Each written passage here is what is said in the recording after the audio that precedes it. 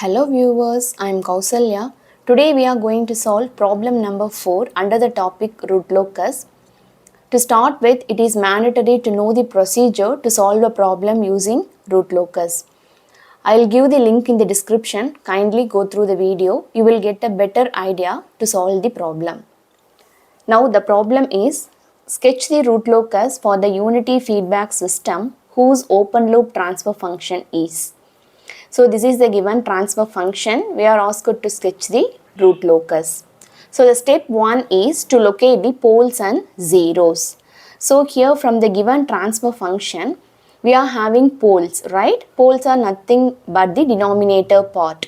So how many poles we are having? You see here the power is 2. Here the power is 1 and again here the power is 1. So 2 plus 1 plus 1, 4, right? Totally we are having 4 poles. What about zeros? You see in the denominator we don't have any s terms. Therefore, this transfer function does not contain any zeros. Right. So, step 1 we are going to locate poles and zeros. So, just write the denominator expression and equate it to 0. So, when you equate each and every term to 0, you see here s equal to 0 is 1 pole and s plus 4 will be equal to 0. Therefore, s is equal to minus 4. And this quadratic equation we are using the basic max formula to solve, right? That is minus b plus or minus root of b square minus 4ac. So from the given quadratic expression, what is the value of a? A is equal to 1 and b is equal to 4 and c is equal to 20, right? So just substitute the values and finally here we are having the answer as minus 2 plus or minus 4j, right? So totally we are having 4 poles. One is 0, one pole is at 0 and another is at minus 4 and one is at minus 2 plus 4j and another one is at minus 2 minus 4j, right? The step 2 is to find the root locus on real axis. I will explain this step later, right? Once after drawing the poles etc., we can tell where the root locus exists on the real axis. Next is step 3 to find the angle of asymptotes and centroid. So angle of asymptotes is given by this formula, plus or minus 180 degree into 2q plus 1 divided by n minus m, right? N stands for number of poles. So just now we have seen, right, it is 4 poles and there are no zeros. Therefore in the place of m it is 0. So 4 minus 0 is equal to 4, right? So this means that you have to start from q equal to 0. You have to substitute the values of q from 0 till 4, right? So first one, substitute q equal to 0. So when q is equal to 0, the angle is found to be plus or minus 45 degrees. And next one, substitute q equal to 1. When q is 1, what happens? 2 into 1, 2, 2 plus 1, 3. So 180 into 3 by 4 gives you plus or minus 135 degrees, right? Then the next step is substitute q equal to 2. When you substitute q equal to 2, here you are having the angle as plus or minus 225 degrees. So here you have to subtract this from 360 degrees, right? So 225 minus 360 will give you 135 degrees. Since the answer is in negative, here we are writing negative sign first, right? Minus plus 135 degrees. And the next one is when you substitute q equal to 3, the value of angle is plus or minus 315 degrees. Again this 315 minus 360 degree will give you 45 degrees. Since the answer is in negative, here we have to write the negative sign first, right? Minus plus 45 degrees. So when you notice the value of angles, you see here we are having 45 degrees and again the angle is repeated here. Okay, never bother about this plus minus or minus plus. Since the angles are get repeated, no need to substitute for q equal to 4, right? So just you can stop from here. Then the next thing is centroid. So centroid is given by the formula sum of poles minus sum of zeros divided by n minus m.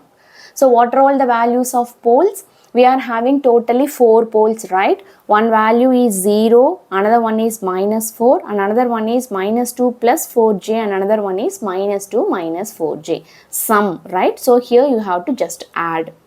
minus, there are no zeros, so here it is 0, and divided by n minus m, it is given by n minus m is nothing but 4, right? 4 minus 0, which is 4. So once you solve this equation here, the value of centroid is found to be minus 2, right? So now we are drawing a rough plot, right? So here this is your rough plot, this is your real axis and this is your imaginary axis, this is negative real axis and this is your negative imaginary axis. So what are all the values of pole we are having? 0, minus 4, minus 2, plus or minus 4j, right? These are all the values. So just mark the poles here. So one at 0, another one at minus 4, okay, let this be 0, let this is minus 4 and this point be minus 2. Minus 2 plus 4j, okay, here we are having plus 4j and here we are having minus 4j, right? So we are going to find the existence of root locus. So for finding the existence, you have to select a test point. So let us assume, let the test point be at minus 4, right? So to the right hand side of minus 4, how many poles are there? We are having only one pole. It is an odd number. Therefore, root locus exists between this 0 to minus 4, right? Again, consider another test point. Let this be some minus 10 or minus 5, whatever may be. Okay, a number which is greater than minus 4. So, let this is our test point. To the right hand side of test point, how many poles are there? To this right hand side, this is your right hand side, right? We are having 2 poles. So, 2 is an even number. Therefore, root locus does not exist. Right. So whatever may be the test point here of 3, even if you take 100 also, to the right hand side of 100, again these 2 poles will be lying.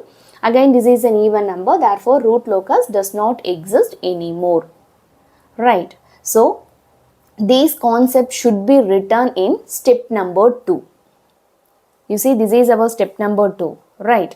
So you have to write it as the root locus exists between origin and minus 4 and it does not exist beyond minus 4 since we are having 2 poles, right? This is the explanation which you have to written here, right? Yes. And step 4 is to find the breakaway and break-in point. So what is the necessity why we are going for a breakaway or break-in point is, if your root locus exists between 2 poles, right, then there is a chance of having a breakaway point. Since you see in this rough diagram, the root locus is existing between 2 poles, right? So there may be a chance of having a breakaway point. So now we are going to check that. So the procedure to calculate the breakaway and break-in is, we have to find the closed loop transfer function. So the formula is g of s divided by 1 plus g of s into h of s. H of s is 1 because it is a unity feedback system.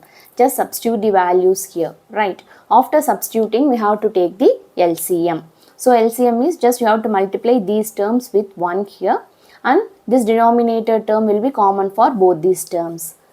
So here we have taken the LCM. So once LCM is taken, both the denominator terms are same, so they cancel each other. And finally here we are having the expression like this. So this is our closed loop transfer function, right? So what is the characteristic equation? The denominator term of a closed loop transfer function is known as characteristic equation. So this is our characteristic equation. From this characteristic equation, we are framing another expression in terms of k. So we are keeping this k on the left hand side and we are shifting these all terms to the right hand side. So all these terms will become negative, right? So here I have taken minus sign common and the remaining terms with the positive sign, right?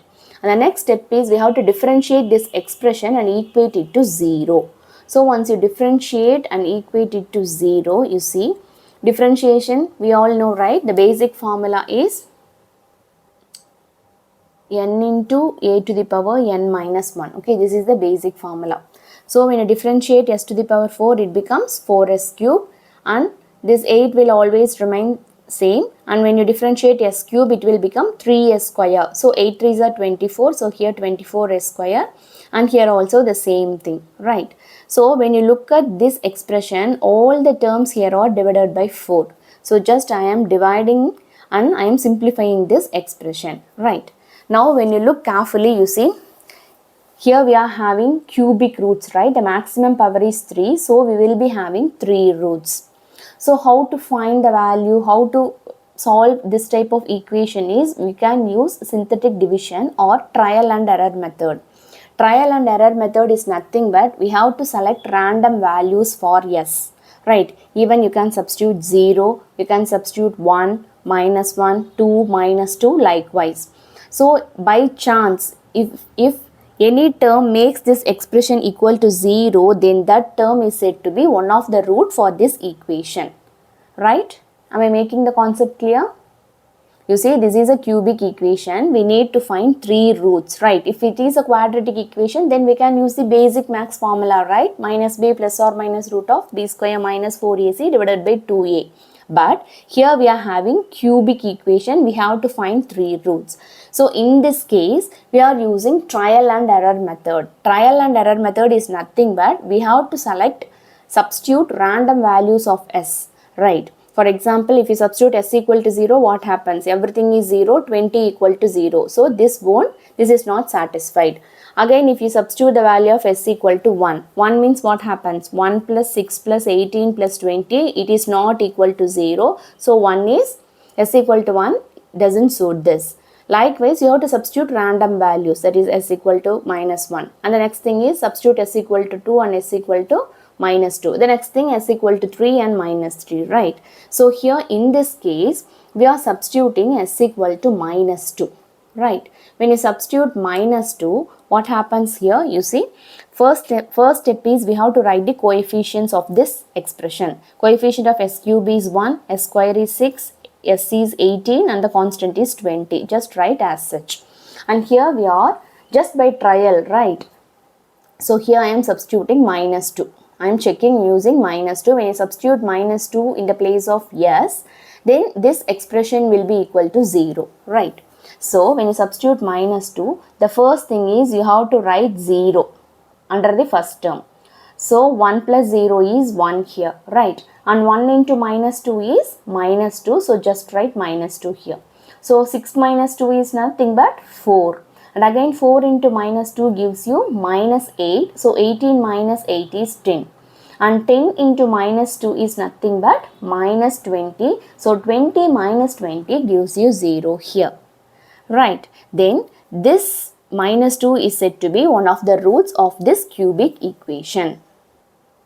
So we are simplifying this equation as we have substituted -2, right? So in equation it should be s plus 2. Then only when you equate this to 0, you will be getting the value of -2, right? So just write s plus 2 and the remaining terms. So these are the remaining terms, right? So here you have to write it as s square plus 4s plus 10, right? So here I had written that thing, right? S square plus 4s plus 10. This is nothing but, for example, if you are having 6 here, right? Just assume 6. 6 is written as 2 into 3. That's it, right? So just like this format, we had splitted this cubic equation into these two parts, right? Once again, when you multiply these two, you will be getting this expression. Just like when you write 6 as 2 into 3, just like that, right? Then next one, we are going to find the roots of this quadratic equation. Again, we are using the basic max formula.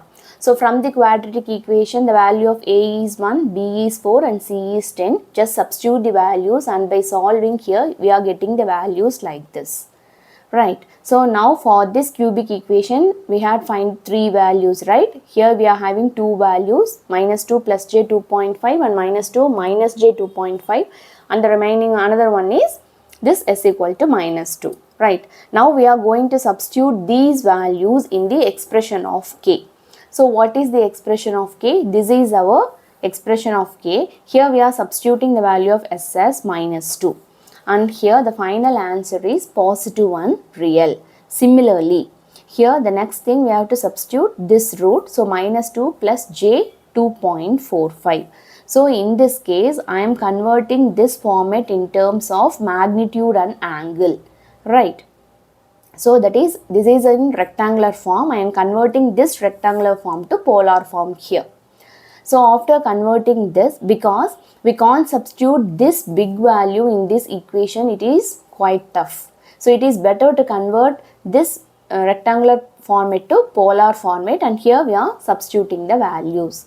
So here, while substituting the values, the thing is, here you see, I'll go from here, okay, it will be easy for you. So here we are having 129 degrees, right?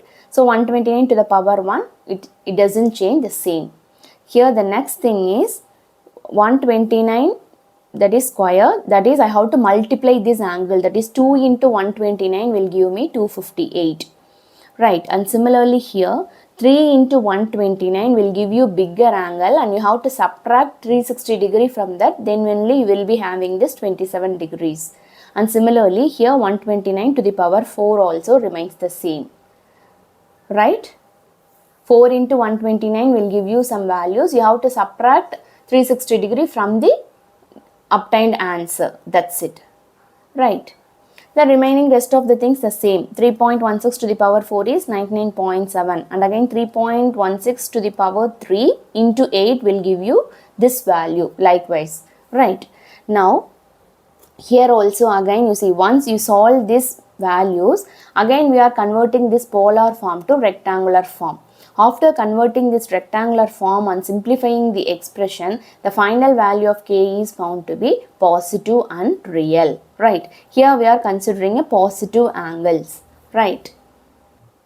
Again when you substitute the value as -2 minus j 2.45, again the same thing, right? You have to convert the rectangular coordinate to polar, and you have to substitute in the expression of k. The value is found to be again positive and real. So for all the three values, the value of k is positive and real. What does this indicate?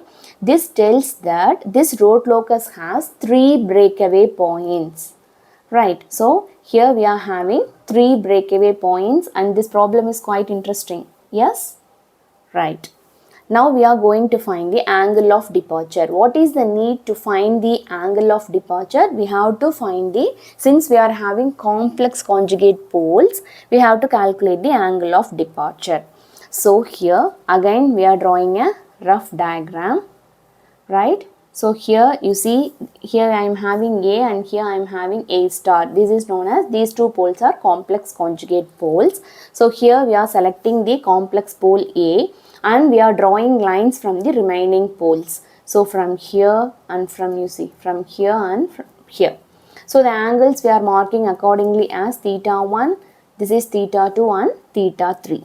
So how to calculate theta 1? Theta 1 is calculated as 180 minus tan inverse of 4 by 2, right? So tan inverse of 4, so this is my 4, right? This length is 4 and this length is 2. So here I am substituting 180 minus tan inverse of 4 by 2. So the angle is 170 degrees, right? And theta 2, it is clear, right? You see it is a straight line. So the angle is 90 degrees. And theta 3 is given by simply tan inverse of 4, okay? This length is 4 and this length is, you have to consider always only this length. You should not go from 0 here. So the distance between -2 and -4 is 2. So tan inverse of 4 by 2 will give you 63 degrees, right? So angle of departure from the complex pole A is given by the formula, that is 180 minus, since we are having 3 other poles, so theta 1 plus theta 2 plus theta 3. Substitute the respective values, the angle is -90 degrees. Therefore, angle of departure from complex pole A star is said to be, just we have to reverse the sign. So here it is plus 90 degrees, right? And step 6 is to find the crossing point of root locus on the imaginary axis. Again, we have to consider the characteristic equation. We have to substitute the value of S as j omega. Okay, after substituting, we have to simplify the value. So here, so j to the power 4 is plus 1, right? So omega to the power 4. Likewise, again this is simple, you can solve. We have to separate real and imaginary terms, and we have to equate the imaginary term to 0. So here the imaginary terms are this this part and this part, right? So just equate it to 0. Once you solve, the value of omega square is found to be 10 and the value of omega is plus or minus 3.2. So this is the crossing point of root locus on the imaginary axis, right? Now next we have to substitute this omega value in real terms. So here in this expression the real terms are omega to the power 4 minus 36 omega square plus k. So just substitute write down the values and substitute the value of omega square. Right, omega square is 10, therefore omega to the power 4 is 100. So just substitute here the value of k is found to be 260, right?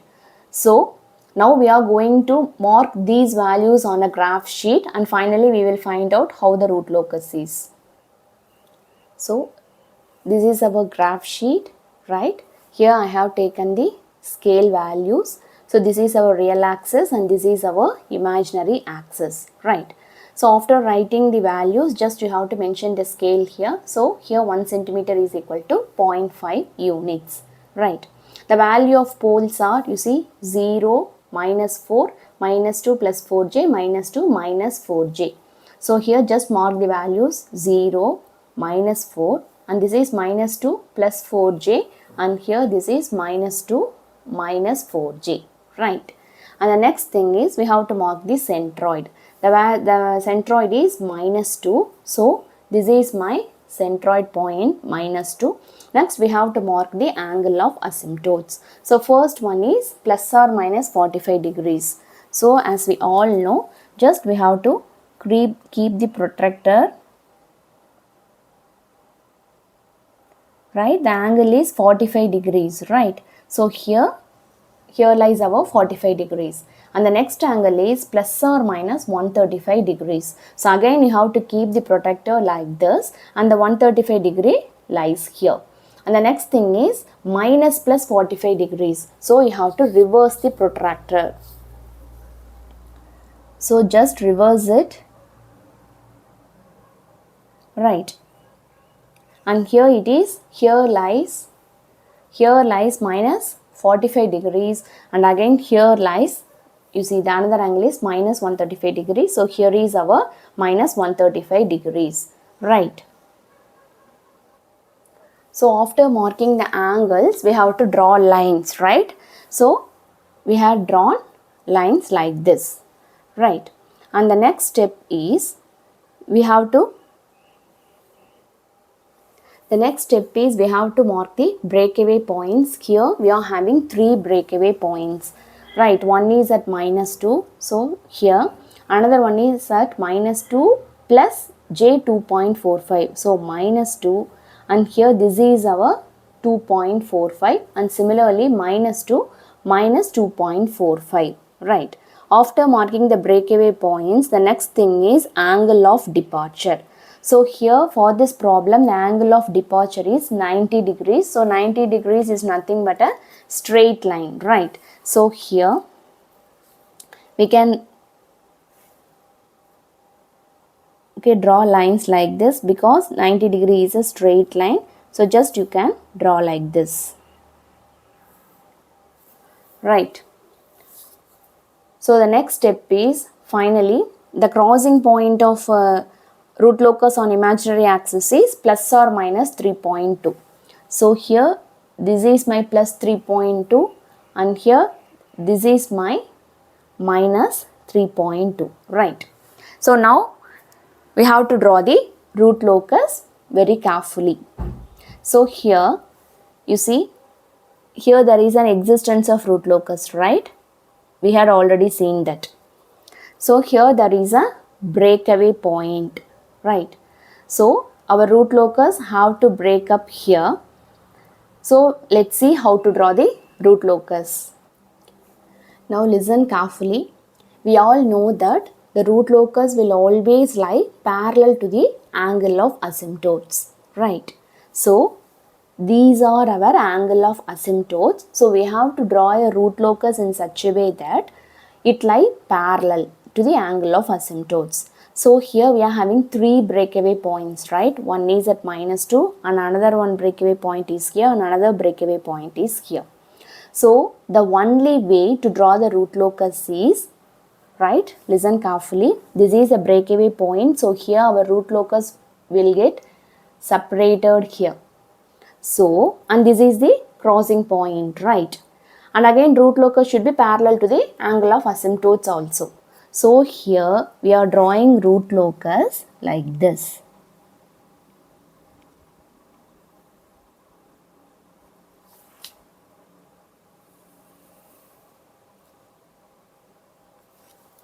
Right? It lies parallel to angle of asymptotes, and here it is a breakaway point, so the root locus breaks here and it gets diverted, it crosses the imaginary axis at minus some point, right, minus 3.25 or something, right? Similarly, here also we are having another two asymptotes, so again here we have to draw root locus in the same way.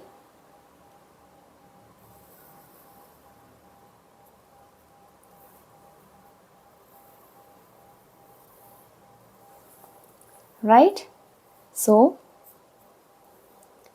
this is our root locus. Now I'll explain how to locate the branches here. So totally we are having 4 poles, right? So here we should have 4 branches of root locus, right? So you see, one branch starts at origin, it comes over here. Since this is a breakaway point, it gets break here, okay, it gets broken here and it moves like this. Again it is a breakaway point, right? So it moves here like this. So this is your branch 1, right? And the next thing is, you see here we are having a pole. Always keep in mind the root locus will always start at a pole and ends at 0, right? These zeros will be located somewhere at infinity. They are not visible to us. In some problems they will give the 0, but most of the cases we won't have zeros. So again the second branch starts at this pole, okay, this is our complex conjugate pole, right? So name it as A here. So it starts here, again it moves here, this is a breakaway point, right? So our root locus gets separated and it moves like this. So this is our branch 2, right? And similarly, so this is our pole. So as I said, root locus starts at a pole, so your arrow mark should be like this. So it starts at this pole, it moves over here, and here it is a breakaway point, so it gets break over, and again this is another breakaway point, so it gets break over and it moves like this, and this is your branch number 3, right? And the next one is another, here there is another pole, right? So the root locus branch, that is the 4th branch, starts here, it gets break over here, and here it crosses the negative imaginary axis at 3.25, right? So this is your branch number 4, right? Am I making the concept clear? So this problem has totally 4 poles, so it is mandatory to have 4 root locus branches. So a root locus branch will always starts at 0 and ends at infinity. A root locus pole always starts at a root locus branch always starts at a pole and ends at 0, and that 0 will be present somewhere at infinity. They are not visible to us, right? So here observe carefully. So this is your branch 1. It starts at origin, it moves over here, again it moves over here, and it moves over here. This is your branch 1. And second branch starts at this pole, travels back, breakaway, and it again moves over here. This is your branch 2. And again third branch starts at this pole, it travels over here, it is a breakaway, so it gets break, again there is a breakaway point and it moves over here, so this is your branch 3. And again we are having another complex conjugate pole, right? This is your A star. So another branch starts at this pole, travels over here, this is a breakaway, and it again crosses a negative axis at minus 3.25, and this is your branch number 4, right? So here comes the end of this problem. So whenever you are drawing root locus, it is mandatory to write the given problem, right? You have to write the transfer function over here. It will give a clear idea for the paper, for the evaluator, right? So this is, write the transfer function, always mark the centroid, right? Always write this as asymptotes, and always mention the breakaway points, okay, with their respective values, and write centroid also here. Right, here comes the end of this problem. If you have any doubt, let me know in the comment section. Always, whenever you are solving a root locus problem, sit with a graph sheet, protractor, pencil, rubber, etc., etc. Then it will be very easy for you to solve each and every step. It will give you more confidence to solve this type of problems in exams. Thank you.